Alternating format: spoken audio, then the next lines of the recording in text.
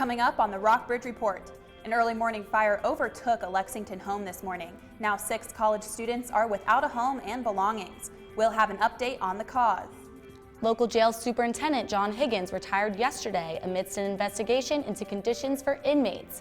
Rockbridge Report's Maggie Siebold sat down with Commonwealth's attorney Chris Bilius to find out more. Enjoy the sunshine while it lasts because rainy days are on the way. Find out more in your weekly weather forecast. And warmer weather means more time outside and more exposure to ticks. We'll tell you how you can protect yourself from Lyme disease. All that and more next on the Rockbridge Report. Live from the campus of Washington and Lee University with news for Rockbridge County, this is the Rockbridge Report. There was black billowing smoke rising, and out of there are 4 windows upstairs, and out of each of them, fire was just raging out of it. Welcome to the Rockbridge Report. I'm Bryn McCarthy. And I'm Kinsey Grant. An enormous house fire broke out in Rockbridge County this morning, leaving firefighters and rescue teams scrambling to put out the flames. The house, known as Windfall to the Washington and Lee students who live there, was engulfed in flames around 6:30 this morning. Now, all 6 of the young men who lived in the home made it out safely. They're all doing all right now, unfortunately watching as their house burns to the ground from a neighboring home. There were a lot of fire trucks in and out this morning. At my count, the highest were about 6 at one time from Carrs Creek, Buena Vista, and here locally.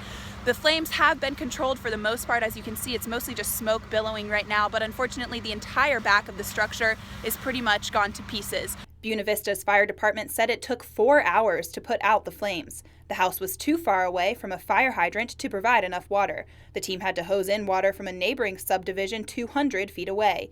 At the peak of firefighting, hoses were pumping 500 gallons of water per minute. I heard a lot of commotion downstairs, and they started screaming that Windfall was on fire, and when we looked out the window, the entire house was engulfed in flames. Neighbors gathered around the home as flames drew smaller to offer support with coffee, blankets, and jackets for the 6 men who lost all of their belongings. Fire brigades hadn't arrived in time. We were worried the building might collapse and possibly spark flames onto our own house or adjacent houses. A GoFundMe account has already raised over $23,000 to help the residents rebuild their home and their lives. Lexington Fire Chief Ty Dickerson told the Rockbridge Report late this afternoon that the cause of the fire on Windfall Hill is still under investigation. Firefighters were dispatched at 6:58 this morning, and the first engine arrived at the scene at 7:05. The fire is now out, but firefighters will continue to check the site for hot spots later today. In the chief's words, the students who lived at the house are, quote, lucky to be alive. The longtime superintendent of the Rockbridge Regional Jail has retired. John Higgins submitted his retirement papers as state police are expanding an investigation of the jail. The investigation is focusing on allegations of inmate-on-inmate violence. Commonwealth's attorney Chris Bilius said the state police are investigating violence on the jail's sex offender block. After discussing the matters with the sheriff's office, we felt it was most appropriate to involve the state police in an investigation. Keep in mind, the sheriff's office and the jail share a building. Right. They're next door to each other. You've got people who work in the sheriff's office that have people that are kin and friends with them in the jail. I mean, they're facilities that are, in very close proximity. And of course, the sheriff and the superintendent are well known to each other. So there's a lot of issues there that we felt would, just so we don't have an appearance of impropriety, that it'd be better to bring an independent agency in to do the actual investigation. In this case, of course, would be the state police. British authorities are learning about the background of the attacker who killed 3 outside of Parliament yesterday. 7 people remain hospitalized in critical condition after the UK's biggest terrorist attack since the transit system bombing in 2005. CNN's Riley Carlson has the story. This was an attack on free people everywhere. Prime Minister Theresa May speaks to Parliament in session Thursday despite a deadly attack the day before. Our resolve will never waver in the face of terrorism. MPs observed a moment of silence for those killed and injured, as did Scotland Yard. London and the rest of the UK determined to carry on. It's business as normal in London. British security forces carried out raids across the UK overnight with multiple people arrested. Police have not identified the man who carried out the attack. He mowed over pedestrians in front of Parliament before crashing into a gate. The driver stabbed and killed an unarmed officer, 48-year-old Keith Palmer, before being shot and killed by police. Witnesses described the scene. A black vehicle at full speed, and it ran over a few people walking on the road, and you could see people flying on the sky with the impact of the vehicle. And I looked over, and there were 2 or 3 people lying on the sidewalk. There was another group of 2 or 3 people in the same condition, and car parts on the road. Breaking this afternoon. GOP House leaders delayed their planned vote Thursday on a long-promised bill to repeal and replace Obamacare. President Trump's bill could not convince a number of conservative representatives to vote in favor of the bill. CNN's Suzanne Malvo reports on the events leading up to the delay. Down to the final hours, President Trump trying to unite Republicans behind the American Health Care Act. Really optimistic that we can get there. I mean, there's still a lot of details to work out. After vowing to vote no, the chairman of the House Freedom Caucus now says he could close the deal with the White House. To say that we've got a deal, that wouldn't be accurate. The president and I came to an agreement in principle. Conservatives like Meadows want to strip the Obamacare provision of essential health benefits, something they say will lower the cost of premiums. But satisfying these conservatives could mean jeopardizing support from more moderate Republicans. We feel like we're getting really, really close. House Speaker Paul Ryan huddling with moderate Republicans behind closed doors who are angered by some of the proposed changes. A key figure in the moderate pool, Representative Charlie Dent, delivering a blow, declaring he will oppose the plan, saying in a statement, "I believe this bill in its current form will lead to the loss of coverage and make insurance unaffordable for too many Americans." The White House, though, remains optimistic. Member by member, we're seeing tremendous support flow in our direction, and the count keeps getting stronger. And in a final effort to sink the bill, billionaire brothers Charles and David Koch pledging millions of dollars to help re-elect Republicans who vote against the bill. Senate Democrats are threatening to filibuster Trump's pick for vacant Supreme Court seat. Colorado Judge Neil Gorsuch has been answering questions from both sides of the aisle for the third day, earning praise from Republicans for their view of his character, while Democrats have been frustrated by what they've seen as evasion of tough questions. Former presidential candidate Bernie Sanders said in a press release that he would not vote for Gorsuch, as have a number of other Democrats, including Senate Minority Leader Chuck Schumer. Judge Gorsuch was unable to sufficiently convince me that he'd be an independent check on a president who has shown almost no restraint from executive overreach. Second, he was unable to convince me that he would be a mainstream justice who could rule free from the biases of politics and ideology. His career and judicial record suggest not a neutral legal mind, but someone with a deep-seated conservative ideology. He was groomed by the Federalist Society and has not shown 1 inch of difference between his views and theirs. And finally, he is someone who almost instinctively favors the powerful over the weak, corporations over working Americans. There could not be a worse time for someone with those instincts. Coming up on the Rockbridge Report. Warmer weather could mean higher risk for Lyme disease. Sutton Travis talks with a local support group and offers tips on how to stay away from ticks. And later, new jobs are coming to Buena Vista. We'll fill you in on what's available and the skills employers are looking for.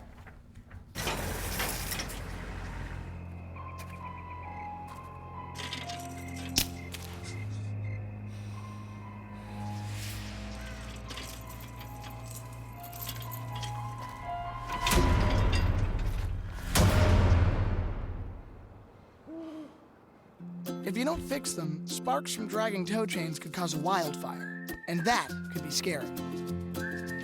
Smokey. Only you can prevent wildfires.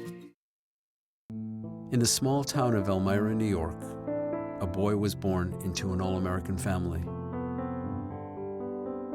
The odds of him achieving his dream in the fashion industry? 1 in 23 million. The odds of having a child diagnosed with autism? 1 in 68. I am Tommy Hilfiger, and my family is affected by autism. Learn more at autismspeaks.org/signs.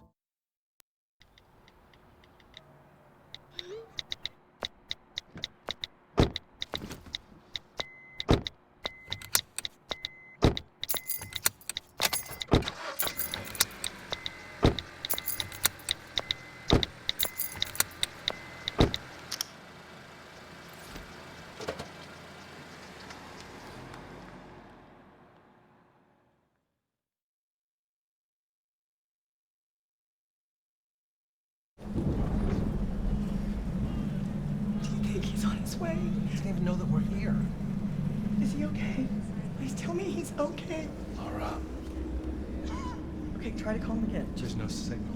Try. Nothing's working. Well, just Everything's down. This is so bad. He's out there by himself. Make sure you know where to find your family in an emergency. Start your plan at ready.gov. Despite the cool down of the past 2 days, Virginians are thinking spring and outdoor activities. But hiker beware, Sutton Travis warns us that ticks in the grass could make you very sick. Deer ticks are barely the size of your fingernail. But Ellen Dowdy knows these small parasites can carry Lyme, a disease she calls an epidemic. It feels like you're dying, that when you get so sick. Infected deer ticks can transmit Lyme disease if they are not removed within 24 hours. Suzanne King had symptoms like muscle pain and fatigue. I have these big red splotches that hurt softball size, that anywhere they were on my body, they felt like somebody had just punched me. Dowdy suffered for 20 years, not knowing why she was sick. Finally, her doctor diagnosed her with Lyme disease. She started a support group in 2011 for victims of the disease who live in the Rockbridge area. Finding out that other people have Lyme too was very, very helpful, to not be so alone. One of the group's goals is to encourage tick prevention. Washington and Lee biology professor Paul Cabe says diligence is key. Be cognizant when you're in tick habitat and check thoroughly on a daily basis and remove ticks before they've been attached for more than 24 hours. Dowdy worries that the tick population will be larger than ever because of this year's mild winter. We haven't killed off very many, if any, ticks this year. So prevention for 2017 is probably a bigger issue than ever before. Remember to wear light-colored clothing and long socks when outdoors this spring, and check thoroughly for ticks when you come back inside. For the Rockbridge Report, I'm Sutton Travis. Catherine, I'm getting really excited for some of this spring activity that we're talking about here, and now that we know what to look out for with these ticks, are we going to get the weather we need to get outside? Unfortunately, not quite yet. We've got some showers on the way, but let's take a look at our live shot over Woods Creek. And so we can take a peek at our almanac for today. We had a high of 52 and a low of 30. The barometer is reading 30.53 inches of mercury with 7-mile-an-hour wind speeds, and humidity is at 29%. Let's take a look at the area weather. We have sunny across the board with 48 in Charlottesville, 46 in Stanton, a chilly 39 in Covington, and Roanoke at 49 degrees. Let's take a look at the radar screen. It looks like we have some rain coming this weekend, so let's take a look at our 5-day forecast. We have a high of 66 and a low of 44 on Friday, partially sunny. And on Saturday, we have clouds with a high of 72 and a low of 49. On Sunday, the rain is coming, and we have a high of 66 and a low of 50. More rain on Monday with a high of 72 and a low of 48. And on Tuesday, we will have a high of 68 and a low of 46. That's all for your 5-day forecast. Kinsey and Bryn, back to you. Thanks, Catherine. Coming up next on the Rockbridge Report, a federal appeals court in Richmond is wrestling with a controversial church and state issue. And later, one pesky reptile caused quite a racket during the Miami Open. We'll give you the details. Hi, may I please have an application? Thank you.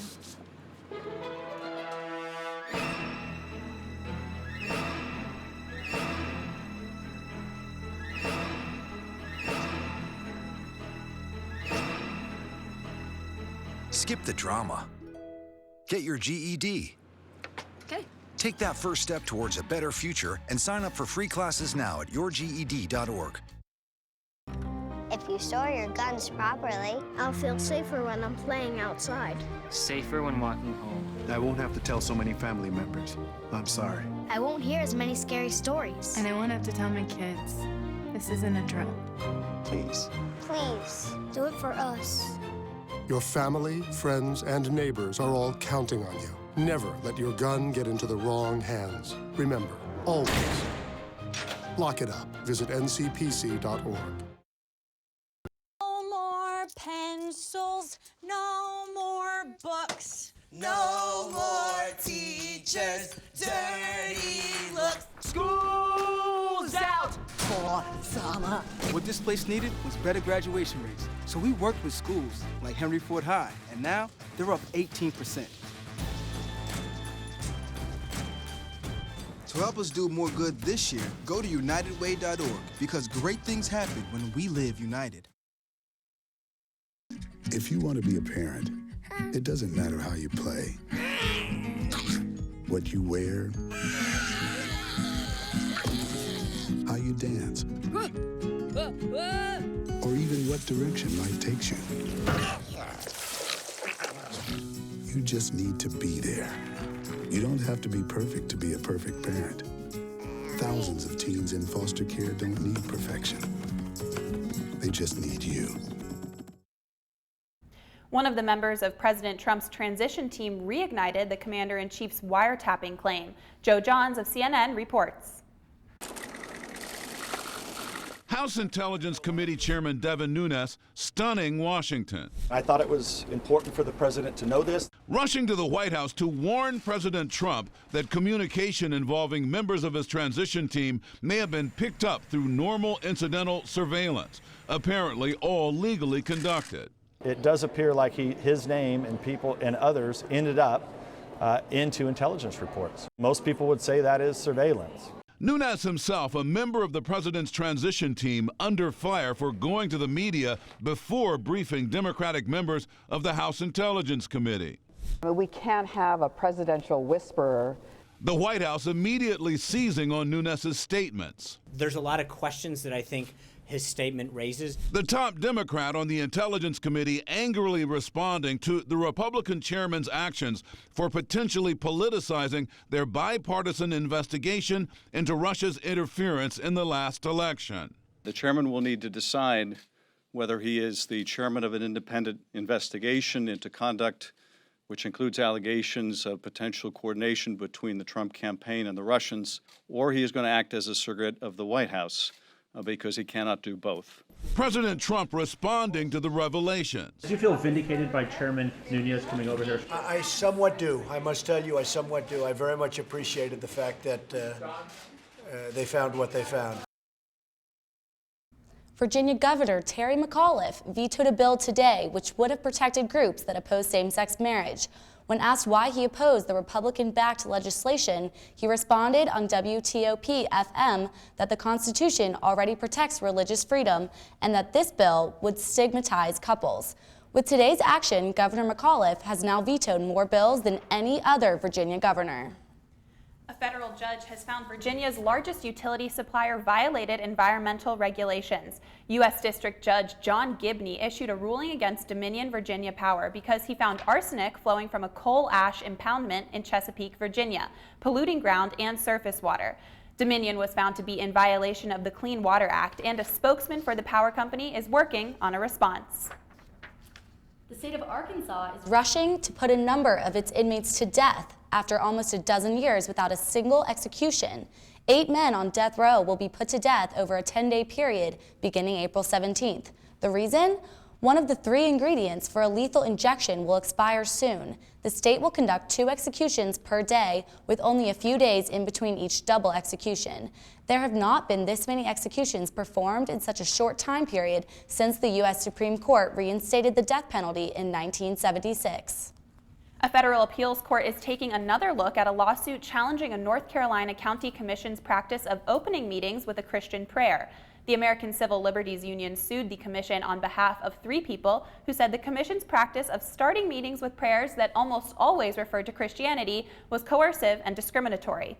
A lawyer for Rowan County said that the only difference between this case and the legislative prayer practice previously upheld by the U.S. Supreme Court is that the commissioners are the ones reciting them. The Supreme Court ruled in 2014 that it's appropriate for local clergy to deliver predominantly Christian prayers at town meetings in New York. An attorney for the ACLU says the Rowan County practice goes beyond what the Supreme Court has deemed constitutional. The Lexington Police Department has begun a new system of virtual tagging to enforce parking laws. The new park system replaces the old system of manually marking tires with chalk. A small digital camera on a new police vehicle takes time-stamped pictures of license plates to keep track of cars parked in timed spots. Special Enforcement Officer Matthew Lombardi says the new system will increase efficiency. Later on the Rockbridge Report, one Sweet 16 team is making its first ever appearance. We'll show you how South Carolina fans are celebrating this historic moment. That and much more sports and news on the Rockbridge Report. Jimmy can't sing, and Tommy can't dance, so we're gonna put some ants in their pants. Aww. Kids will spend 22 minutes watching us, the super duper party troopers, sing about ants in their pants. Isn't that funny? Ants in their pants, they've got ants in their pants, they've got ants in their pants. Brushing for 2 minutes now can save your child from severe tooth pain later. 2 minutes, twice a day. They have the time.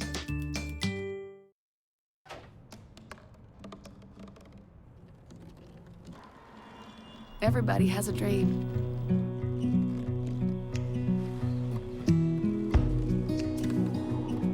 Mine was to see the ocean. And with a little help, I made it.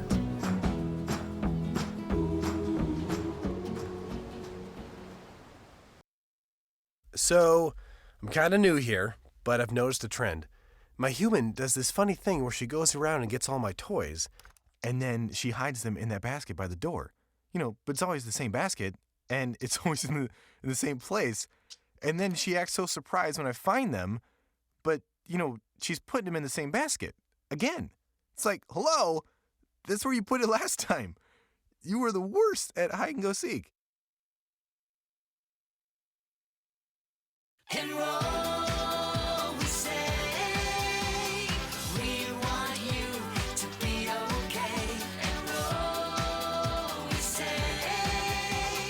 Take care of people for goodness sake. There's a plan for every budget, so don't accept defeat. Now you can get covered and still buy me treats. You take care of your pets. Now it's their turn to take care of you. Visit getcoveredamerica.org to learn about your health insurance options. The Rockbridge County School Board has proposed a budget for next school year that would raise property taxes by 2 cents. Part of this revenue will go toward an average teacher raise of 1.5%, 3 state mandates, and an increase in utility costs. The proposed budget is due to the Rockbridge County Board of Supervisors by the end of March. So Emma, we've had a big sports week, a few wins for the Jennies, and we're in the heat of March Madness. Can you give us the lowdown on sports? That's right, Bryn. A lot is going on in sports this week. Georgetown University fired men's basketball coach John Thompson III this morning after 2 consecutive losing seasons. The Hoyas' 14-18 record this season included 6 losses to wrap up the season. The team registered one of its worst winning percentages since the 1950s. Thompson was Georgetown's coach for 13 seasons. The school made 8 trips to the NCAA tournament and a Final Four appearance under Thompson III. His father, John Thompson Jr., led the Hoyas to 20 trips to the NCAA tournament, 3 Final Fours, and a national title in 1984. The Virginia Tech softball team took home 2 wins in a doubleheader against East Tennessee State on Tuesday. Both games were close. The Hokies won the first one 4-2 and the second 9-7. The Hokies baseball team also took home a win Tuesday against William and Mary. The final score was 3-2. Washington Elite men's baseball team took home 3 wins this week. On Sunday, they beat Alfred State 9-1. On Tuesday, the Generals narrowly scraped an 11-9 win over Eastern Mennonite University by plating 8 runs in the 8th. Wednesday, the Generals beat EMU in an away game 15-4. They will play a doubleheader at home against Lynchburg Saturday. W&L women's lacrosse crushed Roanoke yesterday 16-1. The Lady Generals are currently tied for 4th in the nation and have beaten 4 other top 25 teams. The Virginia Military Institute men's baseball team suffered 2 home losses while capturing a win against Richmond on Tuesday. On Sunday, they fell to Elon 3-8. They beat the Spiders at home 6-3 on Tuesday, but scored no runs against William & Mary yesterday, losing 7-0. In high school sports, the Rockbridge County High School boys baseball team beat Fort Defiance Tuesday 9-5. They play Perry McClure tonight at 5. Rockbridge County High School boys lacrosse lost to Cave Spring yesterday 9-6. They also lost to Franklin County Monday 14-5. The Rockbridge County girls lacrosse team had better luck yesterday. They beat Cave Spring 8-6. This comes after a crushing defeat by Franklin County Monday 17-4. The Rockbridge County boys and girls soccer teams both took home wins Tuesday. The boys beat Bath County 7-0 and the girls defeated Grace Christian 8-0. The University of South Carolina Gamecocks are in the Sweet 16 of the NCAA tournament for the first time in program history. The 7th-seeded Gamecocks upset perennial favorite and 2nd-seeded Duke Blue Devils in the round of 32 last Sunday night. The 24-10 South Carolina team is one of the 3 remaining teams from the Southeastern Conference. South Carolina had not made the Big Dance in 13 seasons and had not won a tournament game for 44 years. South Carolina will face off against the 3rd-seeded Baylor Bears, who are at one point this season the #1 team in the country, Saturday night at 7:30 at Madison Square Garden. Back to you, Brennan Kinsey. Buena Vista is home to many manufacturing companies, but some companies are facing hiring difficulties. Faith Isbell has a story. They don't have.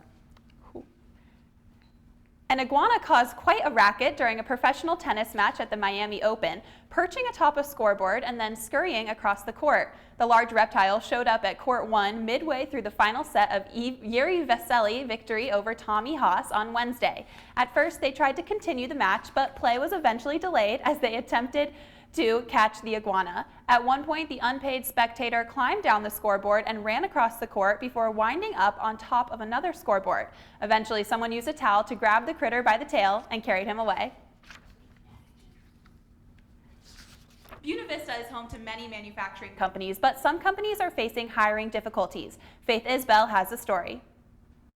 Companies in Buena Vista have jobs, but they don't have enough of the right people with the right skills to fill those openings. There are jobs for those who want the jobs, but with that, we have to have people qualified and willing and able to work.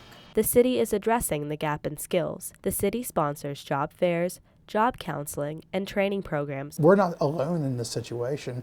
Up and down the valley, there are discussions going on in every community about workforce. Buena Vista is making progress, especially for a city its size. It is second in job growth in the Shenandoah Valley. Over 300 jobs were added in the last 6 years. It's the companies that we thank for bringing the jobs in. One company, Munters Corporation, is expanding and hiring 100 new workers, but the manufacturer needs workers with special skills. The field that I was in there and the way the economy was, it was very hard for me to find work. But my electronics and electrical background is what got me in. Munters has filled about 50 to 60 of the new jobs since November. The jobs often go to electricians, technicians, assemblers, and welders. Don Driscoll is the operations manager at Munters. We see ourselves as actually more than just a business. I mean, we really see ourselves as like one of the foundations to a good, healthy, town. Economic Development Director Brian Brown recommends valleycareerhub.com for training and job opportunities. I'm Faith Isbell with the Rockbridge Report. That's all for today's Rockbridge Report. Stay tuned to watch reporter Maggie Siebold's interview with Commonwealth's attorney Chris Bilius. Join us again next Thursday and visit our website at any time at rockbridgereport.wlu.edu. Thank you for watching.